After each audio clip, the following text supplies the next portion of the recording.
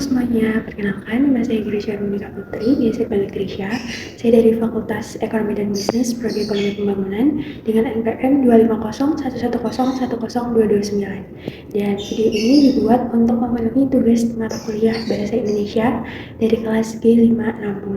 Di kesempatan kali ini saya akan membahas tentang kesalahan-kesalahan berbahasa Indonesia di ruang publik dan juga media sosial. Baik, untuk contoh yang pertama, di sini ada sebuah spanduk yang bertuliskan, "Mari makan, ayo dilusi irek, minimal pangananmu." Nah, spanduk ini saya temukan di kantin 2 UPN di bagian belakang. Untuk identifikasi kesalahannya sendiri ada dua. Yang pertama jelas yaitu penggunaan bahasa daerah yang dapat dilihat bersama bahwa ini adalah bahasa Jawa dengan ragam bahasa Ngoko. Nah, bahasa Jawa Ngoko sendiri itu kan terkesan lebih kasar ya teman-teman jika dibandingkan dengan ragam bahasa Jawa lainnya. Lalu juga ada di penggunaan tanda seru yang terlalu berlebih. EYD5 sendiri itu merekomendasikan untuk cukup menggunakan satu tanda seru saja. Lalu untuk pembenarannya di sini saya menggunakan kalimat selesai makan ayo dibersihkan teman-teman, setidaknya mulai dari makananmu. Nah, menurut saya sendiri kesalahan berbahasa ini dapat terjadi karena adanya faktor budaya yang ada di Surabaya sendiri, dan juga mungkin pembuat spanduk ini berasumsi atau memiliki anggapan bahwa pengunjung kantin itu mayoritas bisa menggunakan bahasa Jawa sehingga akan terkesan lebih akrab begitu. Dan juga penggunaan bahasa daerah sendiri itu akan memberikan kesan nyentrik atau lebih menarik gitu ya jika dibandingkan dengan bahasa formal yang terkesan lebih kaku. Lalu dari kaidah kebahasaan di ruang publik sendiri, tentu ini adalah contoh fenomena yang salah, dan saya pribadi juga tidak setuju dengan adanya fenomena ini atau kesalahan ini, karena kita sama-sama tahu bahwa mahasiswa UPN itu kan tidak semua dari Surabaya, ada yang dari luar kota, ada yang dari luar pulau, bahkan ada yang dari luar negeri, sehingga penggunaan bahasa daerah di ruang-ruang publik seperti ini akan sedikit memberikan kesalahpahaman atau sulit menyampaikan informasi yang sesungguhnya. Lalu juga spanduk ini kan bertujuan sebagai himbauan ya, memberikan himbauan bagi para pengunjung kantin untuk bisa menjaga kebersihan bersama. Nah, jika pengunjung sendiri tidak bisa benar-benar memahami arti atau maksud dari himbauan ini, tentu tujuan diadakannya atau tujuan dibuatnya sebuah himbauan ini tidak bisa tersampaikan dengan baik pada para audiens atau pengunjung kantin yang ada. Seperti itu. Baik, untuk contoh yang kedua, di sini ada sebuah papan nama usaha yaitu Mitra Fotokopi. Saya juga menemukan papan ini di kantin 2 UPN di bagian belakang. Ada beberapa kesalahan berbahasa yang saya identifikasi. Salah satunya adalah penulisan kata fotokopi yang seharusnya cukup menggunakan bahasa Indonesia yaitu menjadi fotokopi dengan menggunakan satu kata atau ditulis tanpa spasi. Lalu juga yang kedua adalah penggunaan tanda hubung yang memisahkan kata-kata sebagai poin begitu ya.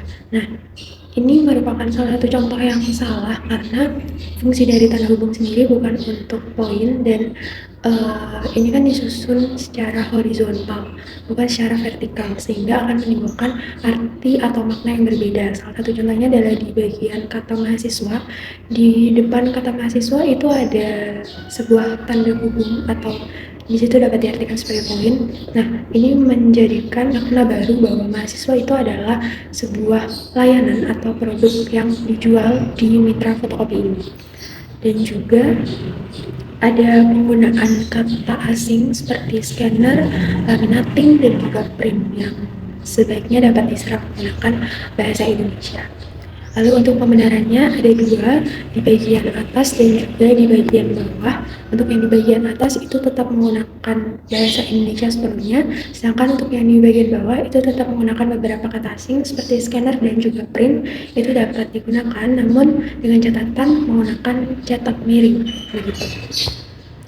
Dan menurut saya kesalahan ini bisa terjadi pastinya karena pembuat papan nama sendiri tidak benar-benar paham dengan kaidah tanda baca, di mana sebenarnya kan tanda hubung itu digunakan pada kalimat-kalimat majemuk, bukan sebagai pengganti poin. Atau mungkin juga bisa dari segi estetika, sehingga penggunaan tanda hubung ini digunakan dengan alasan estetika, bukan dengan alasan fungsi kebahasaan seperti itu.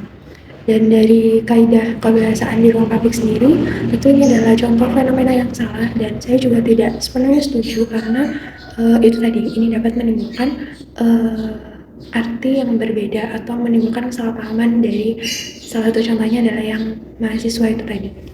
Baik, untuk contoh yang terakhir, di sini ada sebuah tangkapan layar dari aplikasi mobil JKN yang menunjukkan sebuah antrian rumah sakit. Nah, untuk analisis kesalahannya, yang pertama ada di penggunaan kata asing pada kata booking yang seharusnya dapat diserap menggunakan bahasa Indonesia yaitu pemesanan ataupun pendaftaran.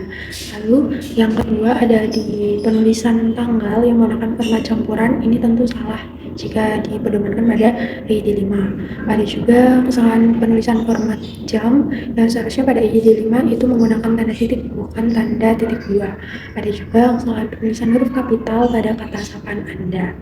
Dan menurut saya, kesalahan ini dapat terjadi salah satunya karena faktor format internasional yang sudah umum digunakan pada sistem-sistem digital, lalu juga dominasi penggunaan bahasa asing yang dianggap lebih modern dan juga familiar di kalangan masyarakat.